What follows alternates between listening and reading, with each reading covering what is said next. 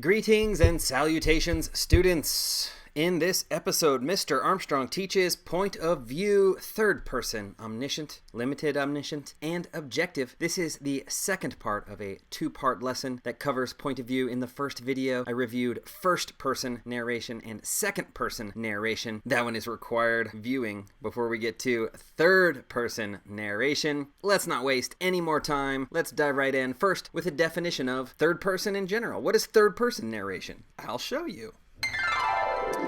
Go ahead and write this definition down. Third-person narration is narration wherein the story is told about people by someone outside of the story. And this one uses third-person pronouns. So in first person, it was I or we pronouns. In second person, it was you. And in this one, it's basically all the rest. It could be he, him, his, himself, she, her, hers, herself, it, its, itself, they, them, their, theirs, and themselves. I wrote them all down. You should too. But that's how third person narration works. And it is very common. It is so common, in fact, there are different versions of third person narration. And I'm going to teach you about them now. Pause if you need to, because there's more definitions to come.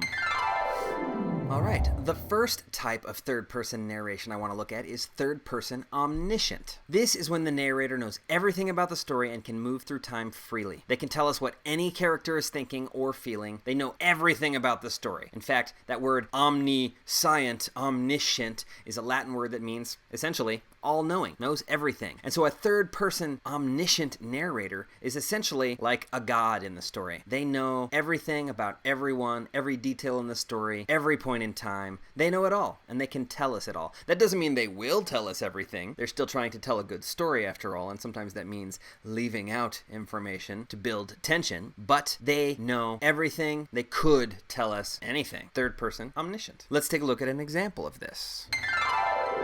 Alright, take a look at this first one. Boris was worried about the gray skies, but it wouldn't rain for another 3 weeks. His sister smiled. She was excited about the prospect of rain. She wanted to put on her new boots and stomp around in puddles. Her mother hated it, but she didn't care. Alright, so there's a few clues in this short little passage. First of all, the narrator knows what people are thinking. The narrator knows first that Boris is worried. Later, that his sister is excited. The narrator also told us that it wouldn't rain for 3 more weeks. That's a glimpse into the future. Once again, the narrator knows everything. There's also a mention to how the mother is feeling at the bottom, but basically, this narrator can get inside of anyone's heads, anyone's emotions, and they know everything about the story. Let's look at another example. The bear was hungry and searching for berries when the spaceship appeared. The aliens were curious and hovered just above the large mammal. They were seeking food too, and would never realize how much they had in common with the bear. So once again, even though we have an animal in this one, the narrator knows what's going on with that animal, because the narrator knows everything. The narrator is omniscient. The narrator also knows what's going on with these aliens, and can draw some comparisons between this bear and these aliens. The narrator knows everything. Doesn't mean they'll tell us everything, but they know everything. And that's what an omniscient third person is. Now let's take a look at limited-omniscient. Okay.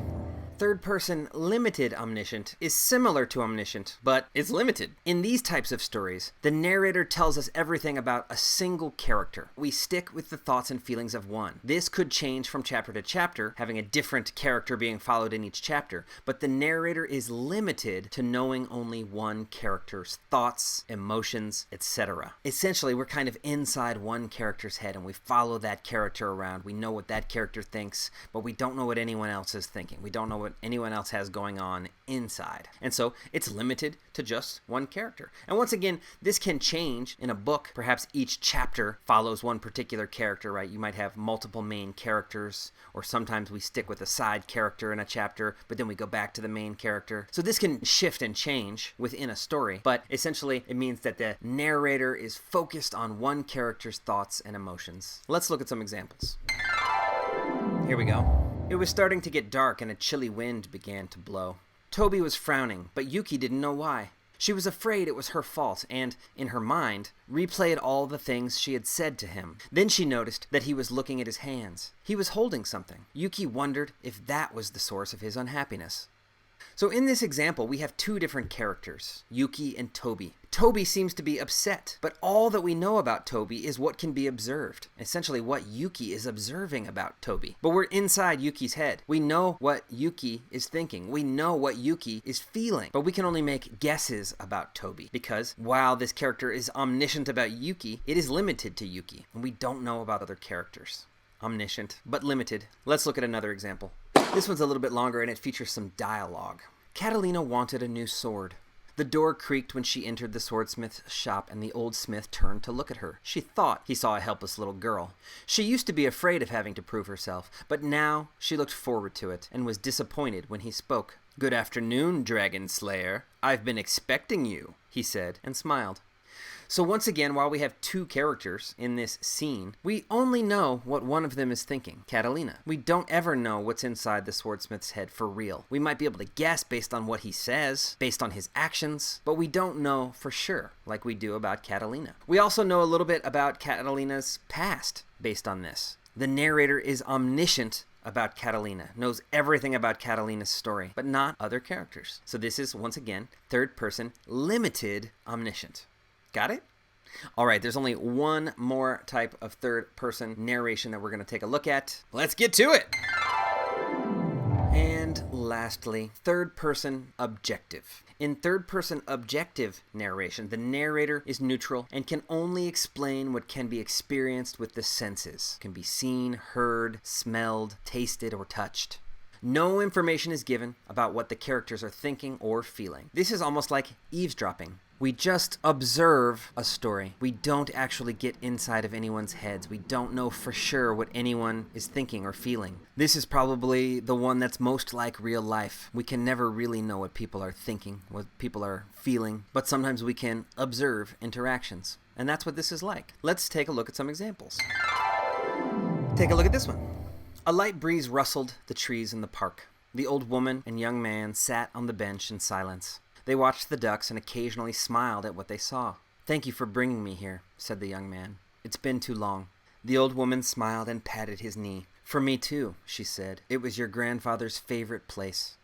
So in this example, while we might be able to guess what these characters are thinking or feeling, we don't know for sure. Everything that is mentioned is just something that could be observed with your senses. The breeze and the trees, the two people sitting there, the smile on their face, the words that they speak. Any of this could be observed by any passerby. The narrator is not privy to the thoughts or emotions of these characters. They can just represent what is witnessed. It's totally objective, and that's why we call this third-person objective. Let's take a look at just one more example. All right. Yusuf opened the bank vault and peered inside. His eyes opened wide and his mouth spread into a big smile. There was a huge pile of gold bars stacked taller than he was. He ran to the pile, picked up a bar, and kissed it. The moment he stuck the bar into his bag, an alarm went off. He looked around wildly, then started stuffing more gold bars into his bag.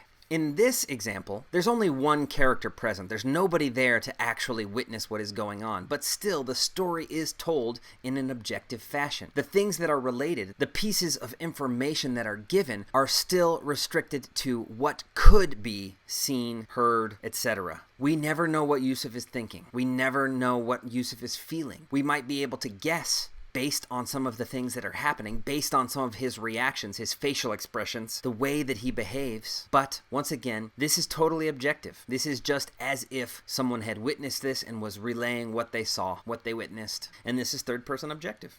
Got it? I sure hope so, because this one's over.